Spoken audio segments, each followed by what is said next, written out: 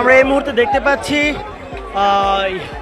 University laboratory school and কলেজের যে কেন্দ্রটি রয়েছে ঢাকা বিশ্ববিদ্যালয়ের সেইখানকার যেই এলইডি স্ক্রিনটি রয়েছে সেটি কিন্তু এখন বন্ধ করে দেওয়া হয়েছে হঠাৎ করেই। এখানে কিন্তু উত্তেজনায় ফেটে পড়ছেন সাধারণ শিক্ষার্থীরা, তারা কিন্তু উত্তেজিত হয়ে পড়েছে, তারা কিন্তু স্লোগান দিচ্ছেন।